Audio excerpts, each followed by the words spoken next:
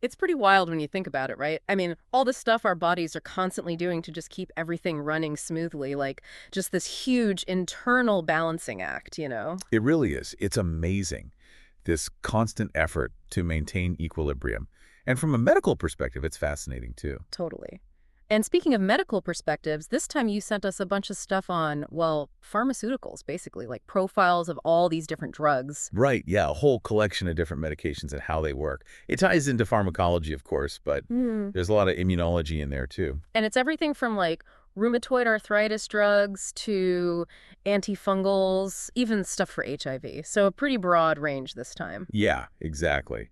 So what we wanted to do with this deep dive is instead of getting bogged down in the specifics of each individual medication, we'll pull out some of the big picture ideas that connect them. So not just what they're used for, but like how they actually work, the mechanisms and any important things to watch out for when using them. Exactly. So it's like we're going to go from autoimmune responses to like how we mess with the biology of fungi and That's viruses. the plan. It's going to be a pretty wild ride, I think. Well, I'm ready. Let's start with one that caught my eye. Aranafin. It's a gold compound, right? You got it. Aranafin, a gold compound. And when you see gold compound in medicine, it's like, whoa, this has some history. Yeah, for sure. But these days, it's used for rheumatoid arthritis, isn't it? That's right. Okay, so just as a refresher, rheumatoid arthritis is an autoimmune disease, meaning the body's own immune system is attacking the joints. Yeah, causes a lot of pain and inflammation in the joints. Not fun. Not at all. So how does a gold compound fit into all of this? How does it help?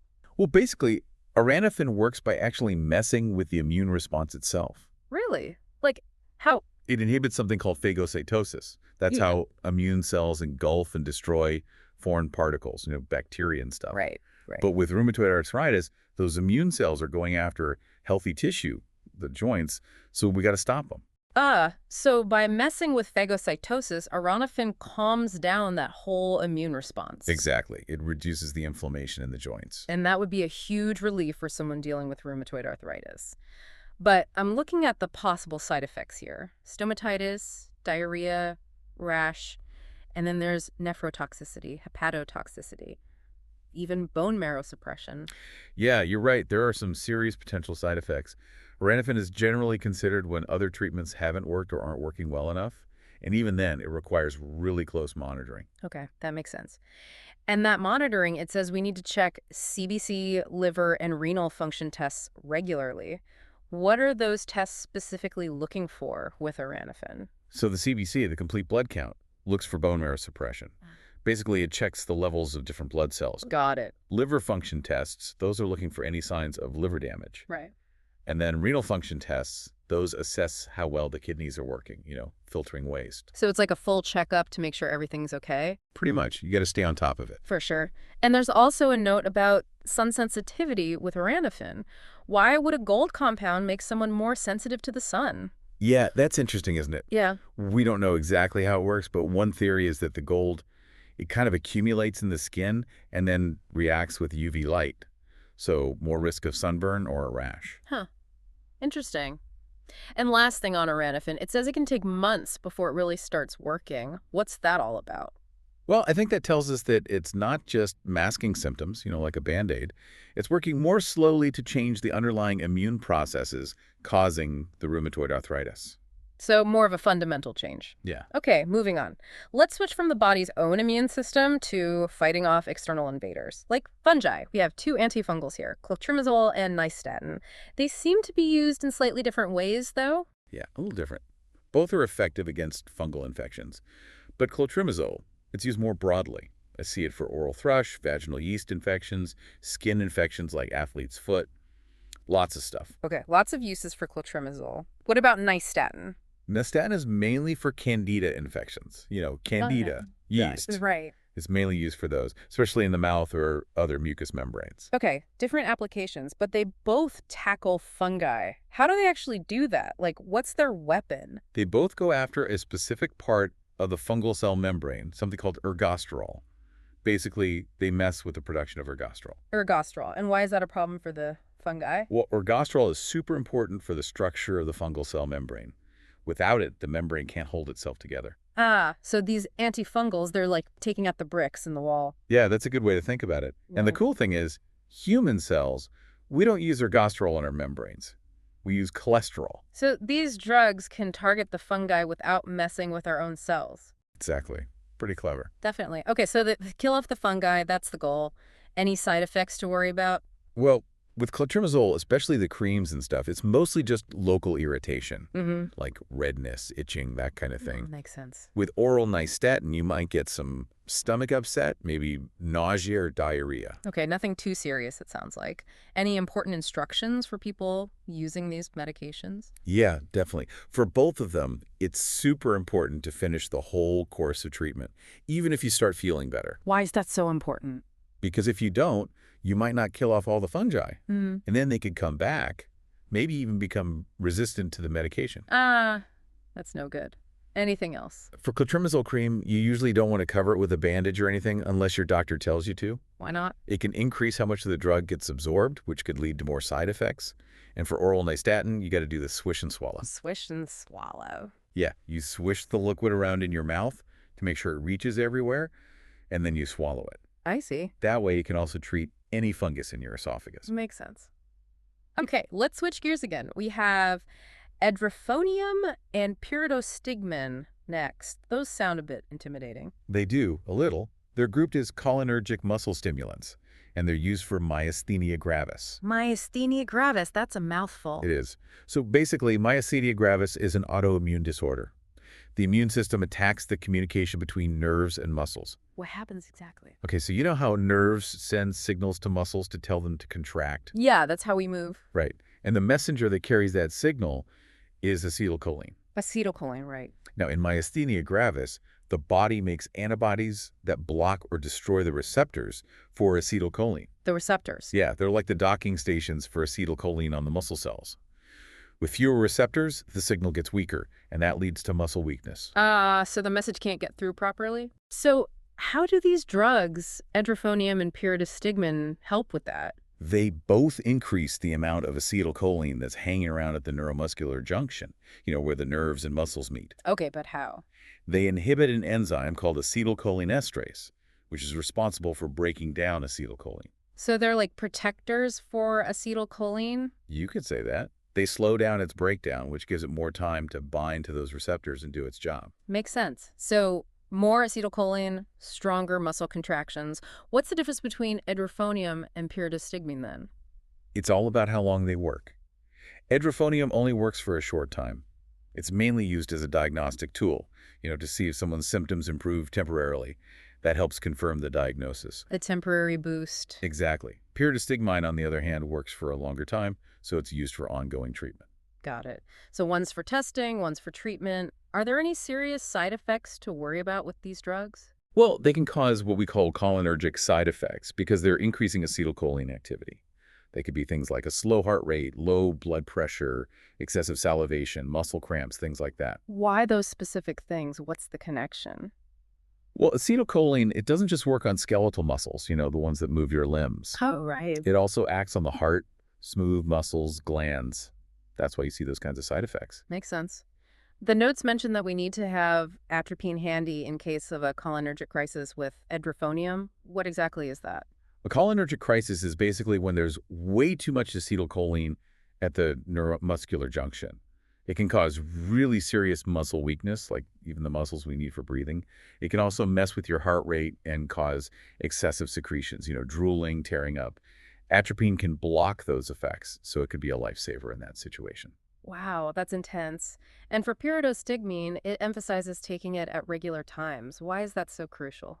Because if you skip doses or take them late, the acetylcholine levels can drop too low, and that'll bring back those myasthenia gravis symptoms, maybe even worse than before. So consistency is key. Definitely. All right, next up we have a bunch of antivirals. Foscavir, nevirapine, saquinavir, and zidovudine. They each seem to target viral replication, but in different ways. Let's start with foscavir, also known as foscarnet. All right, foscarnet.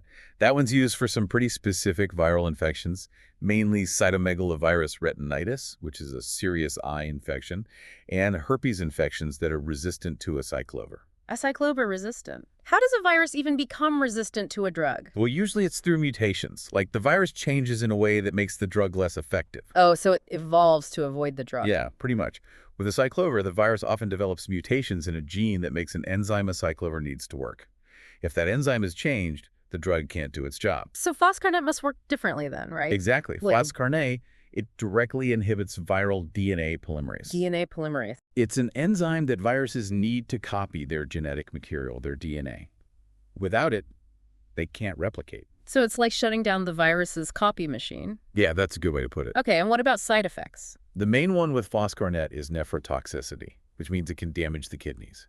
That's why it's important to give IV fluids and monitor kidney function really closely. Okay, next we have nevirapine, which is used for HIV. It's called an NNRTI, a non-nucleoside reverse transcriptase inhibitor. What does all that mean?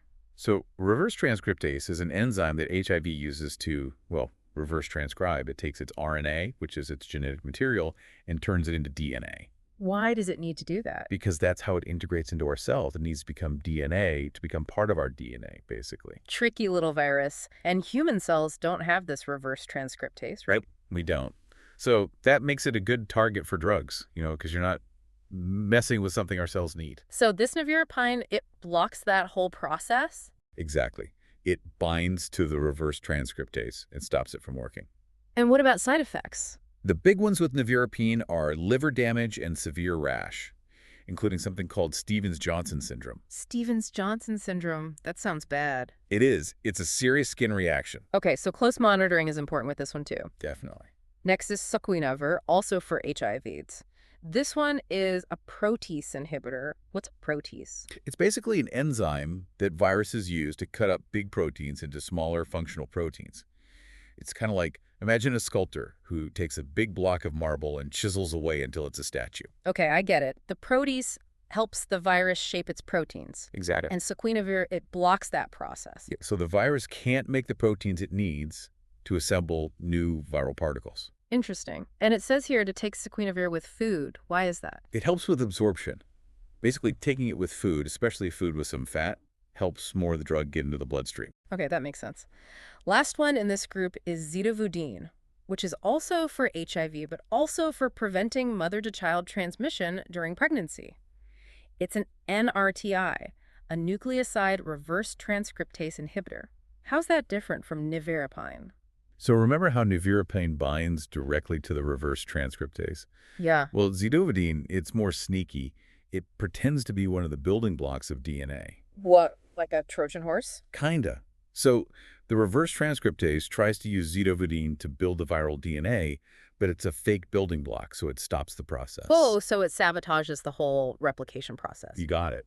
And that's how it helps prevent transmission to the baby. It lowers the amount of virus in the mother's blood, so it's less likely to pass to the baby. That's amazing. But it says zidovudine can cause bone marrow suppression. What does that mean? Bone marrow is where we make blood cells, red blood cells, white blood cells, platelets. Suppression means it's not making enough of them. Ah, so that could be a big problem. It can be. That's why blood tests are so important. Make sure the bone marrow's okay. Okay, one thing I've noticed with all these antivirals is that they all emphasize the importance of taking them exactly as prescribed and reporting any side effects right away. Why is that so crucial with viruses, especially HIV? It all comes down to resistance. With viruses, they replicate so quickly, and they mutate all the time. So if you don't take the medications consistently, the virus has a chance to replicate and mutate, and eventually it can develop resistance to the drugs. Meaning the drugs won't work anymore. Exactly. And then you have to find new drugs, which is not easy. And reporting side effects, that's important because it lets doctors know how the medication is affecting you. They can adjust the treatment plan if needed. Makes sense. All right, let's move on. Magistral acetate is next. This one seems to have a couple of very different uses. It does. It's used for some types of cancer, like advanced breast and endometrial cancer, but it's also used to stimulate appetite in people with cachexia, which is severe weight loss and wasting. How can one drug do those two very different things? It all comes down to hormones. Magistral acetate is a synthetic progestin. In cancer, it works by suppressing certain hormones that can fuel tumor growth. Okay, that's the cancer part. Right. And then in cachexia, we think it stimulates appetite by acting on the hypothalamus, the part of the brain that controls appetite. So, two completely different mechanisms. What about side effects? The main ones are fluid retention, high blood sugar, and increased risk of blood clots. Huh. Those all seem pretty different from each other. Yeah, but they all tie back to its hormonal effects and how it affects different processes in the body. The notes mention that you have to be especially careful using it in people with diabetes. Why is that? Because it can raise blood sugar levels. Ah, that makes sense. Okay, let's tackle nabumetone and sulindac next. They're both NSAIDs, non-steroidal anti-inflammatory drugs, and they both work by inhibiting prostaglandin synthesis. That's right. But first things first, what are prostaglandins? Prostaglandins are kind of like hormones, but they act locally at the site of injury or inflammation. They cause pain, fever, and all that redness and swelling you see with inflammation. So NSAIDs block the production of those. Yep. They stop the enzymes that make prostaglandins, so you get less pain and inflammation. Okay, that's how they work. Pretty much. Nabumetone is specifically for osteoarthritis and rheumatoid arthritis, while sulindac is more general. What are the main risks with these NSAIDs? The big ones are gastrointestinal bleeding and kidney problems. Okay, but why do those happen? Well, some prostaglandins actually protect the stomach lining. When NSAIDs block them, the stomach becomes more vulnerable to acid, so you can get ulcers or even bleeding. Ah, that makes sense. What about the kidneys? Prostaglandins also help regulate blood flow to the kidneys. When you block them, it can sometimes mess with kidney function, especially if someone already has kidney problems or is dehydrated. So you got to be careful with these drugs. Definitely. It's important to let your doctor know if you have any signs of GI bleeding, like black or tarry stools, or if you notice any changes in your urination. And taking them with food can help, right? Yeah, it can sometimes help. Food helps buffer the stomach, Yeah. so there's less direct contact with the drug. It doesn't eliminate the risk completely, but it can help. Okay, good to know. Last one, promethazine. This one is interesting because it's used for a bunch of different things. It is a versatile one. We use it for nausea and vomiting, allergies, motion sickness. How does one drug do all that? Well, it blocks both histamine and dopamine receptors. Those are both neurotransmitters that are involved in a bunch of different processes in the body. Okay, break it down for me. So histamine, that's involved in allergic reactions, right? It causes the itching, sneezing, runny nose. When promethazine blocks histamine receptors, it stops those allergy symptoms. That's the antihistamine part. Exactly. And then dopamine. That plays a role in nausea and vomiting, especially in a part of the brain called the chemoreceptor trigger zone. When promethazine blocks dopamine receptors there, it helps stop nausea and vomiting. Ah, okay. I'm starting to see how it all fits together. And what about motion sickness? That's a little more complex, but we think it's a combination of the antihistamine and anticholinergic effects. Anticholinergic means it blocks acetylcholine, another neurotransmitter. Okay, yeah. So by messing with these different neurotransmitters, it can tackle all these different problems. What about side effects? The big one is sedation. It can make you really drowsy. And it can also lower blood pressure and make you dizzy, especially when you stand up. Why the drowsiness? Because histamine, one of the things it does is keep you awake and alert. So blocking histamine can make you sleepy. Ah, that makes sense. So no driving or operating heavy machinery while taking this one. Definitely not. Yeah. And no alcohol either, because that can make the drowsiness even worse. Okay, good advice. Wow, we've covered a lot. From modulating the immune system to taking down fungi and viruses, even tackling nausea and appetite. It's incredible how much variety there is in just these few medications. It really is. And it shows you how complex the human body is, how interconnected everything is. Yeah, and how we're still figuring out how to best intervene when things go wrong. It's a delicate balance, weighing the benefits of a drug against the potential risks and constantly monitoring for any problems. Definitely a balancing act. But think about it. We're talking about molecules here. Tiny molecules that can have such huge effects on our bodies. It makes you wonder, where do we go from here? Right. Like if we can design drugs that target such specific pathways and molecules, what does that mean for the future of medicine? Can we get even more precise, even more personalized with our treatments? That's the big question, isn't it? And I think that's something for all of us to ponder. Absolutely. Food for thought. Definitely. Until next time. See.